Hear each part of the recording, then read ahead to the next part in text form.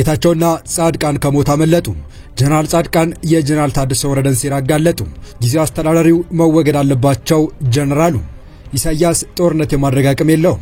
የፕሪቶሪያው ፈራሚ ቁልፍ የህወሓት ሰው ስለ ኢትዮ ኤርትራ ውጥረትና ስላልተነገረው የፕሪቶሪያ አንቀጾች ያልተሰሙ ጉዳዮችን አጋለጡ። ህወሓት ለፌደራል መንግስት ክስ ምላሽ ሰጠ። በአስቸኳይ ወደ ህጋዊ ፓርቲነታችን መልሱን ደብረጽዮን። ለሁለት ዓመታት በተካሄደው ደም አፋሳሽ የእርስ በርስ ጦርነት ወቅት በህወሓት በኩል ሆነው ጦር ሲመሩ የነበሩት ጀነራል ጻድቃን ከአንድ የቴሌቪዥን ፕሮግራም ጋር ባደረጉት ቆይታ ህወሓትንና የጊዜያዊ አስተዳደሩን በተመለከተ በርካታ ጉዳዮችን ዳሰዋል። ከነዚህ መካከል ስለ ጊዜያዊ አስተዳደሩ ጀነራል ታደሰ ወረደ ያልተሰሙ ሴራዎች ያጋለጡበት መረጃ ብዙዎችን አስገርሟል። አብራችሁ ስትቆዩ የዚህን መረጃና ህወሓት የፌደራል መንግስቱ ሊወረር ነው ሲል ለተመድ ለላከው ደብዳቤ የሰጠው ምላሽና የፕሪቶሪያው ተደራዳሪ ያሰማቸው አዳዲስ ጉዳዮችን አክለን ወደ እናንተ ልናደርስ ወደናል። ሰላም ውድ የዴሊ ቤተሰቦች እንደምናላችሁ። ቻናሉን ሰብስክራይብ፣ ላይክ፣ ሼር ያደረጋችሁ እስከ መረጃዎቻችን ፍጻሜ አብራችሁን ቆዩ። ታላቅ የኢንቨስትመንት እድል የህልሞ ቤት በቦሌ ደንበል።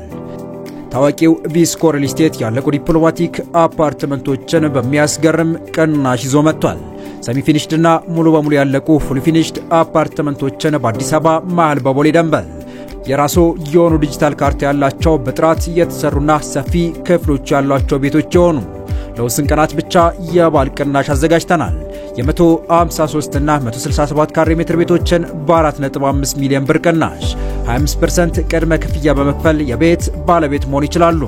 ቀሪውን እስከ 2 ዓመት እየኖሩበት ወይም አከራይተው መክፈል ይችላሉ።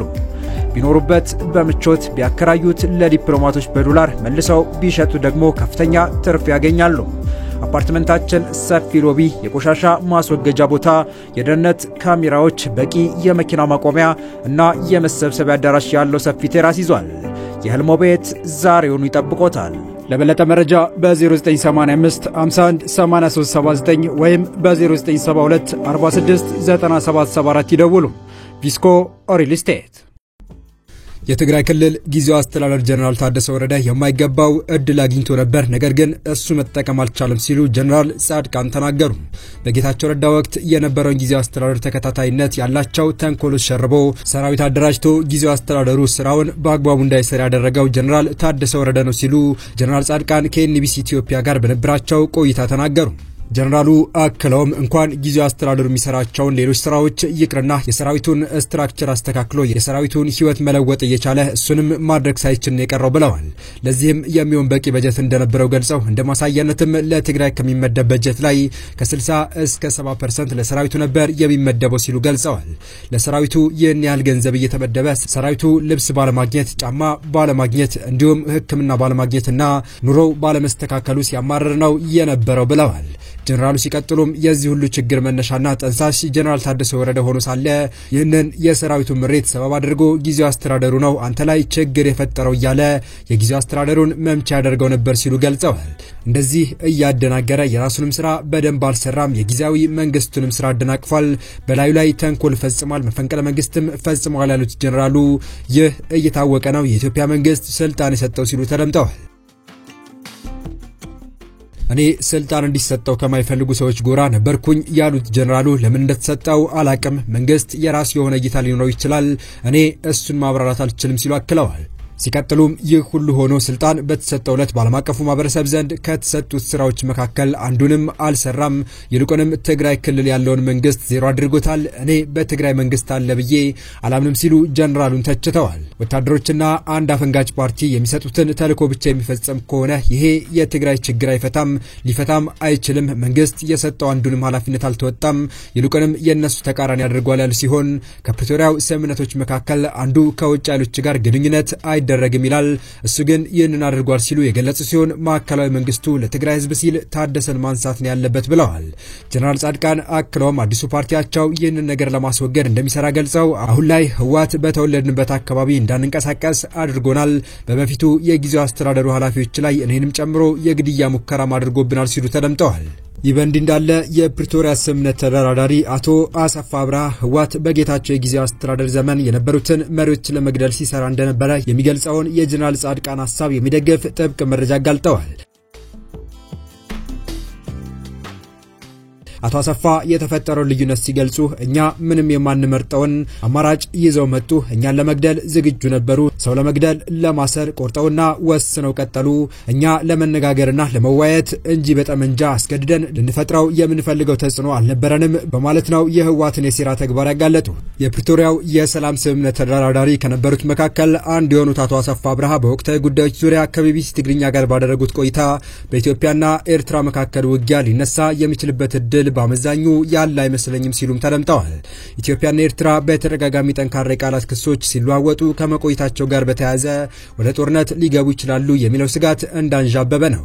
የኢትዮጵያ የውጭ ጉዳይ ሚኒስቴር መስከረም 20 2018 ዓ.ም ለመንግስታቱ ድርጅት በጻፈው ደብዳቤ የኤርትራ መንግስትና ህዝባዊ ወያነ ሓርነት ትግራይ ህወሓት ጽምዶ በሚል ጥምረት ኢትዮጵያ ላይ ጦርነት ለመክፈት እየሰሩ ነው ሲሉ ከሷል። ሚኒስትሩ በጻፈው በዚህ ደብዳቤ ሁለቱ አካላት በቅርቡ የፋኖ ታጣቂዎች የሰሜን ወሎ ዋና ከተማ የሆነችውን ወልዲያን ለመቆጣጠር ባደረጉት ሙከራ ውስጥ ተሳትፈዋል ሲሉ ወንጅሏቸዋል። ለተባበሩት መንግስታት ዋና ጸሐፊ አንቶኒ ጉተሬዝ በውጭ ጉዳይ ሚኒስትር ጌዲዮን ጢሞቴዎስ የጻፈው ይህ ደብዳቤ በኤርትራ መንግስትና በህወሓት አክራሪ አንጃ መካከል ያለው ጥምረት ባለፉት ጥቂት ወራት ግልጽ እየሆነ መጥቷል ብሏል። ከዚህ ደብዳቤ መጻፍ ቀደም ብሎ በነበሩት ወራት ደግሞ በተለይም ከቀይ ባህር ጉዳይ ጋር በተያያዘ የሁለቱ ሀገራት ውጥረት እየተባበሰ መጥቷል። በአቶ ጌታቸው ረዳ ይመራ የነበረው የትግራይ ጊዜያዊ አስተዳደር አማካሪ የነበሩት አቶ አሰፋ ከቅርብ ጊዜ ወዲህ በኢትዮጵያና ኤርትራ ውጥረት መንገሱን ተከትሎ ምን ሊፈጠር ይችላል የሚል ጥያቄ ቀርቦላቸው ጦርነቱ የመቀስቀስ እድሉ ጠባብ ነው የሚል እምነት እንዳላቸው ገልጸዋል። ከሻዕቢያ ጋር ያለውን ሁኔታ እንዴት ያዩታል ተብለው የተጠየቁት አቶ አሰፋ አንዱ ስሌት አብይና ኢሳያስ ይዋጋሉ የሚል ነው። አብይና ኢሳያስ ሊዋጉ የሚችሉበት እድል አላቸው፣ እኔ በአመዛኙ አይመስለኝም፣ የሚያዋጋ ምክንያት የላቸውም ሲሉ ምላሽ ሰጥተዋል። የኤርትራው ፕሬዝዳንት ኢሳያስ አፈወርቂና የኢትዮጵያው ጠቅላይ ሚኒስትር አብይ አህመድ ሳውዲ አረቢያ፣ የተባበሩት አረብ ኤሚሬትስ እንዲሁም ዓለም በሙሉ ባለበት የፈረሙት ስምምነት አላቸው ያሉት አቶ አሰፋ ይሁል አብይ ለሚያነሳቸው የወደብና ተያያዥ ጉዳዮች መልስ አለው ብለዋል። የትግራይ ጊዜያዊ አስተዳደር በአቶ ጌታቸው ረዳ ይመራ በነበረበት ወቅት አማካሪ የነበሩት አቶ አሰፋ ይህ ጊዜያዊ አስተዳደር ለምን እንደፈረሰ ተጠይቀው ሲመልሱም እኛ ከብልጽግናም ሆነ ከሻዕቢያ ጋር መወገን አይጠቅመንም የሚል እምነት ነበረን፣ ከሁለቱም ተከላክሎ የሚያሻግረን ፕሪቶሪያው ነው ሲሉ ተናግረዋል። ደክመናል፣ አቅም አጥተናል፣ ወደዚህም ወደዛም ማለቱ አሽከር ለመሆን ካልሆነ በስተቀር የሚያመጣልን ነገር የለም፣ ይልቅ ራሳችንን በራሳችን ለማዳንና ለማከም እንስራ የሚል አቋም እንደነበራቸው ገልጸዋል። በህወሓት አመራሮች መካከል የተፈጠረው መከፋፈል መጠናከሩን ተከትሎ ለሁለት ዓመታት የትግራይ ክልል ጊዜያዊ አስተዳደር በፕሬዝዳንትነት የመሩት አቶ ጌታቸው ረዳ መጋቢት 30 2017 ዓ.ም ከስልጣን ተነስተው ምክትላቸው ሌተናንት ጀነራል ታደሰ ወረደ መተካታቸው ይታወሳል። በቀድሞ የትግራይ ጊዜያዊ አስተዳደር እና በዶክተር ደብረጽዮን ገብረ ሚካኤል በሚመራው የህወሓት ክንፍ መካከል ተከስቶ የነበረው ክፍፍል በክልሉ ላይ የፈጠረው ስጋት እስካሁንም ቀጥሏል። በቀጣይ መረጃ በምርጫ ቦርድ እውቅና የተሰረዘ ህወሓት የኢትዮጵያ የውጭ ጉዳይ ሚኒስቴር ኤርትራና ህወሓት በጋራ በመሆን ኢትዮጵያን ለመውጋት እየተዘጋጁ ነው በሚል ለተባበሩት መንግስታት ድርጅት ዋና ጸሐፊ ለሆኑት አንቶኒ ጉተሬዝ ኦክቶበር 2 2005 ደብዳቤ መጻፉን ተከትሎ ህወሓት ለአንቶኒ ጉተሬዝና ለሌሎች ተቋማት የምላሽ ደብዳቤ ጽፏል። ከደብዳቤው ለመረዳት እንደተቻለው የፌዴራል መንግስቱ የፕሪቶሪያው ስምምነት ጥሶታል፣ የተፈናቀሉ ወገኖች መመለስ አልተቻለም፣ የትግራይ ሉዓላዊ መሬቶች በመከላከያ ሰራዊት ድጋፍና በሌሎች ታጣቂዎች ተወረዋል፣ የፌዴራል መንግስቱ በወልቃይት እንዲሁም በአፋርና በራያ አካባቢ ታጣቂዎችን እየረገፈና እያደራጀ መሆኑን ጠቅሷል። አንዳንድ ተቋማት ወልቃይትን በአማራ ክልል ስር አድርገው መግለጫ እየሰጡ ነው ብሏል። ከኤርትራ ጋር ያለውን ግንኙነት በተመለከተ ከኤርትራ ጋር የተጀመረ የህዝብ ለህዝብ ግንኙነት ለቀጠናው ሰላምና አዎንታዊ ሚና ያለው በመሆኑ መደገፍ ሲገባው የፌዴራል መንግስቱ ከኤርትራ ጋር በገባበት ውጥረት ምክንያት የጽምዶን ግንኙነት በጽኑ እየተቃወመ ይገኛል ብሏል። ህወሓት ከኤርትራ ጋር ሆኖ ኢትዮጵያ ሊወጋ እየተዘጋጀ ነው የሚለው የፌዴራል መንግስቱ ውንጀላ ከእውነት የራቀ ነው ብሏል። ብሔራዊ ምርጫ ቦርድ የህወሓት እውቅና እንዲመልስ የጠየቀ ሲሆን አሁን እየታዩ ያሉ የጦርነት እንቅስቃሴዎች በውይይት እንዲፈቱ ጽኑ አቋም አለን ብሏል። የተወደዳችሁ የቻናላችን ቤተሰቦች ለአሁኑ ለእናንተ ይመጥናሉ ብታደምጧቸው ታተርፉባቸዋላችሁ ብለን የመረጥንላችሁ ዕለታዊ መረጃዎቻችን እስካሁን ያደመጣችኋቸው ነበሩ። በተመሳሳይ ሀገራዊና ቀጠናዊ ጉዳዮች እንዲሁም ዓለም አቀፋዊ የጂኦፖለቲካ ወታደራዊና አነጋጋሪ ክስተቶችን ለበለት ተከታትለን በትኩስ ይዘን እንደምንቀርብ እያሳወቅን የቻናሉ ቤተሰብ ካልሆናችሁ ሰብስክራይብ፣ ቪዲዮን ላይክ እና ሼር በማድረግ ተደራሽነታችን ታሰፉ ዘንድ አክብሮታዊ ግብዣችን ነው። አበቃን። ሰናይ ጊዜን ተመኘን።